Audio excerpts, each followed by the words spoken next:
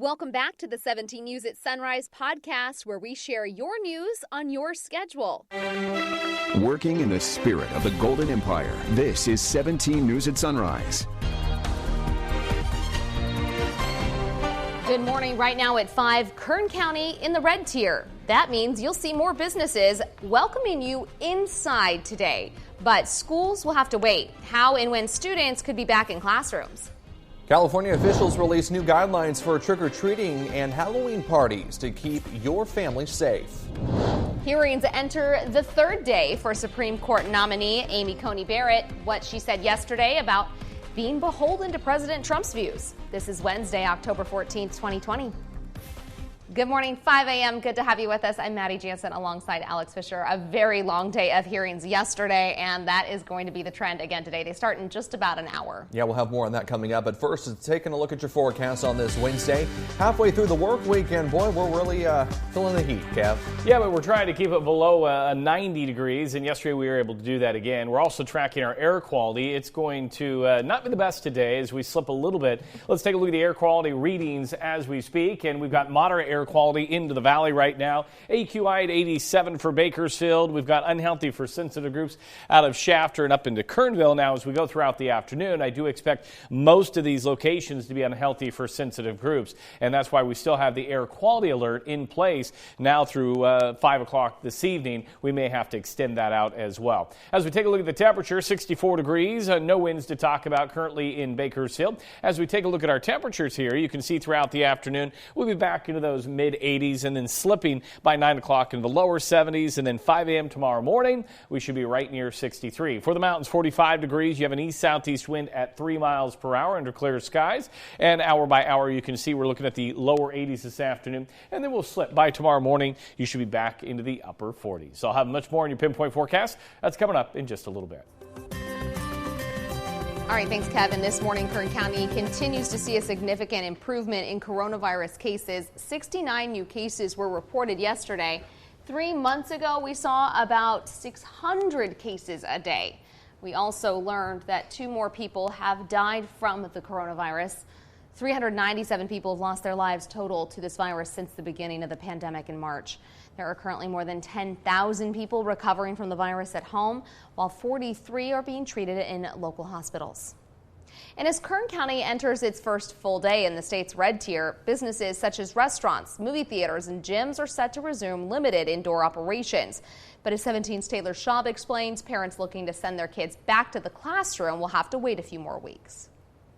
Kern County will be moving into the red tier, or tier 2, as of today. After a painstaking week of waiting, Kern's Director of Public Health, Matt Constantine, gave the county a collective sigh of relief Monday morning. We have finally, for 2 weeks in a row, met the state's metrics for the less restrictive red tier. While addressing the Board of Supervisors, he outlined the new ground rules under red, including the process for schools to reopen. There is a 2-week holding period required by the state, but schools, if they choose, can decide to open up 2 weeks from today, as long as they follow those modifications. Those modifications include state-mandated guidelines on mask wearing, distance between students in the classroom, increased sanitation, and regular testing of employees. According to Constantine, it's also up to each individual district to decide when and how they will reopen. They can open up as a hybrid. They can open up completely. They can choose to remain distance learning, which we've heard that some will continue to do that. The move to red also allows schools to reopen and stay open. Schools have a special provision in the state's documents that allows them to remain open even if the county as a whole reverts back to tier 1 or that purple tier. He also said several restrictions remain on extracurricular activities such as sporting events. Those still apply, but actual school learning can proceed. Meaning that if the county stays in red come October 28th, your child could be off the computer and back in the classroom for the foreseeable future. In statements following the announcement, the Kern County Superintendent of Schools office said in making their reopening plans, local districts will prioritize students who are most vulnerable to learning loss, including kids with disabilities, English learners, and foster and homeless students. The coronavirus pandemic has affected a lot of big events this year, and the Halloween holiday is no different. California officials have released new guidelines for trick-or-treating and personal gatherings to help keep you and your family safe. 17's Ashley Zavala has the details. California health leaders are strongly discouraging door-to-door trick-or-treating and in-person parties for the upcoming holidays. The state's health officers released new guidance for Halloween and Dia de los Muertos Tuesday. People wonder, well, does that mean that it's absolutely banned? This is a recommendation. Does that mean that trick-or-treaters, there'll be some enforcement? Absolutely not. We don't want to turn certainly what is a celebration and a time of joy into something that is difficult or contentious. In the guidance, health officials noted door-to-door trick-or-treating and the mixing it creates will make contact tracing very challenging. For private gatherings, the state released new guidance suggesting they include no more than 3 households and should be outdoors. Some California counties had already released health guidelines for Halloween. Dr. Mark Galley noted some of them will have to change. That counties can be more restrictive, but not less restrictive around. So this will have some implication on some counties. And again, these are our recommendations, our strong recommendations. The state's latest set of recommendations comes as California continues to see stability in its case, positivity, and hospitalization rates for COVID-19. Health leaders acknowledged California is not yet seeing the increases some other states are ahead of Halloween. In Sacramento, Ashley Zavala, 17 News. Iowa and Michigan, that's where the presidential candidates will be today as Americans brave extremely long lines to cast their ballots. Tracy Potts has the latest from the campaign trail. Good morning, Alex. Iowa is a challenge for President Trump. He's up in some polls, down in others. In the last month, they've seen a spike in coronavirus cases with higher positivity rates and more people in the hospital. President Trump rallies in Iowa today, where polls are split and coronavirus is spreading. I know it's risky to do that, but you have to do what you have to do. You know, I'm the president. I can't sit in the basement. He's just back from Pennsylvania. You damn well better vote for me, Pennsylvania. With a clear pitch to female voters. Suburban women, will you please like me? Remember? Please. Joe Biden.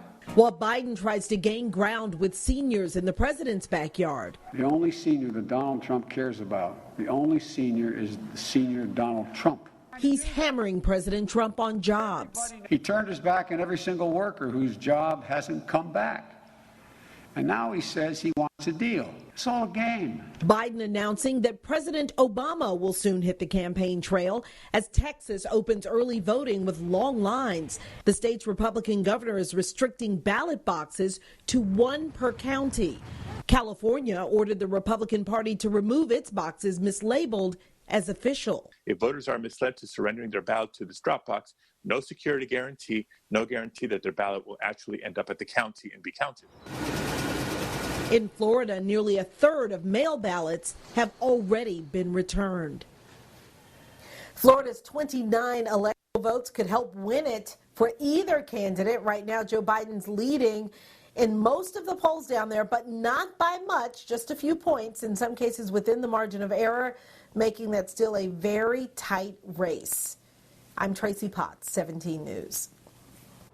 And we've just learned President Trump will join Savannah Guthrie for an NBC News town hall. You can watch that conversation tomorrow night at 8 p.m. only on TV 17. And in the wake of that news that state officials had sent cease and desist letters to Republican officials over those unofficial ballot boxes, a Republican Party spokesman told NBC LA they have no plans to remove those boxes. We're expecting a news conference from state legislators around 8:45 this morning addressing that issue. Meantime, our local officials released a list of official drop boxes that you can use. Just head to our website, kget.com, to see where you can drop off your ballot. Our 17 News team has compiled a series of investigative reports on everything you need to know about the vote by mail process. We have it all for you in just one spot. Just go to our website, kget.com, and click the Vote by Mail button to learn more. Here at home, we're hosting 4 live debates over the next 2 weeks featuring candidates in high-profile races. First up tonight, it's the 34th Assembly District race at 7 o'clock with incumbent Vince Fong and his Democratic challenger, Julie Solis. Tomorrow evening, another live half-hour debate featuring the 2 candidates for California's 32nd District, Democratic incumbent Rudy Salas and his GOP challenger, Todd Cota. More than 250 ride-hail drivers are making a stop in Bakersfield today, encouraging people to vote no on Proposition 22. If Prop 22 passes, it would allow app-based ride-hail and food delivery companies like Uber and Lyft to classify workers as independent contractors, allowing the companies to avoid paying minimum wage, overtime, unemployment insurance, and workers' compensation. Companies supporting Prop 22 have proposed their own protections model, including an earnings minimum of 120% of minimum wage, a health insurance stipend, and more. The group of drivers arriving today say if Prop 22 passes, it would, quote, permanently lock a workforce comprised of 78% people of color into sub-minimum wages and jobs with no benefits. The drive to the ballot caravan will arrive around 2 this afternoon at Central Park at Mill Creek. Your time now is 5:37, and in your 17 Crime Watch, new details in the case of a man police say barricaded himself and his 4-year-old son in a house for 12 hours. And it turns out we've spoken to him before. You can't really connect with anybody, like on an emotional level, because they don't understand how you feel, you know, how you feel inside. We spoke to Elliot Davis in 2010 about the mental toll of coming back from war. The Army veteran ended his service in 2005. Now the 39-year-old is accused of beating his ex-wife with a hammer, grabbing their 4-year-old son, and setting off multiple explosions. Bakersfield police say he barricaded himself and his son at his brother's house near Memorial Hospital on San Dimas and 32nd Street Sunday afternoon. The standoff lasted 12 hours and came to a close on Monday morning when a SWAT team smashed into the house and rescued the 4-year-old boy. Davis's family spoke to us about his severe mental illness. Joined the service shortly after 9/11. He felt like it was his duty to go over there and fight. And unfortunately, like a bunch of soldiers that came home, he came home with severe PTSD and was never the same. Davis's family says he served 2 tours. One was in Afghanistan, the other in Iraq. A family member says Davis was diagnosed with traumatic brain injury during his time in the service after his convoy drove off a cliff and crashed into a river. His family says they enrolled Davis into a program for veterans with PTSD around 6 years ago and says he did improve for a while, but he slowly fell into bad habits, including alcohol and other drugs.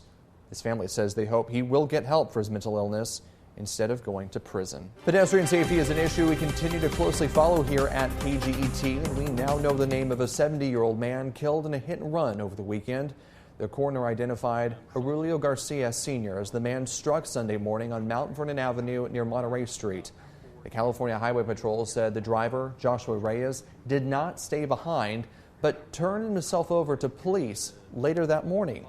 CHP said a complaint will be filed with the Kern County District Attorney's Office, pending a full investigation.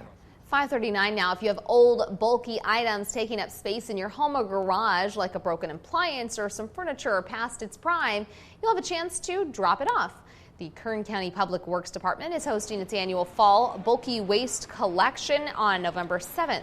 3 locations will accept residential bulky waste such as water heaters, mattresses, furniture, electronics, and more. Drop off items from 8 a.m. to noon at Meadows Field, Kern Medical, or the Kern County Fairgrounds. No commercial waste will be accepted. Welcome back here at 5:55 in your 17 Health Watch this morning. About 1 in 7 kids and teens in the U.S. is obese. That's according to a new report from the Robert Wood Foundation. This 15.5% youth obesity rate had held steady in recent years. Black, Hispanic, and Native American children are still significantly more likely to be obese, as are youth from low-income families. Studies show that obesity increases the risk of severe illness from COVID-19 in adults and children. Innovation meets medicine as Johns Hopkins All Children's Hospital in Florida acquires a 3D printer. Jessica Lang reports. Patient scans and images are coming to life through a medical-grade 3D printer. Whether it's a heart, a brain, muscles, or bones, Medical Director of Johns Hopkins All Children's Hospital's simulation program, Dr. Jennifer Arnold, says printing a child's specific anatomy is just a scratch on the surface of what their new technology can do. It can print in one fell swoop materials that have different densities. So solid with soft and squishy. And that's not common with many printers. So as the printing technology is improving in healthcare, we're seeing that it becomes much easier to really create or recreate a realistic patient's anatomy. While imaging is still critical to a patient's care plan, the printer now offers doctors to get hands-on skills. So we could print out, the skull with the brain, with the tumor in it.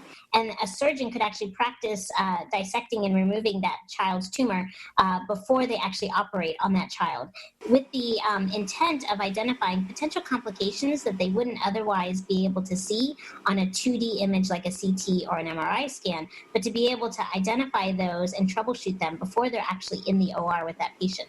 Aside from training, the printer also allows parents and caretakers to get an inside look at their child's diagnosis. Could be a tumor. It could be just a complex structurally different heart. And so we can actually show that and allow a parent to understand by holding their child's heart in their hands better. Dr. Arnold says each of the printer's benefits allows for safer procedures and ultimately better patient outcomes.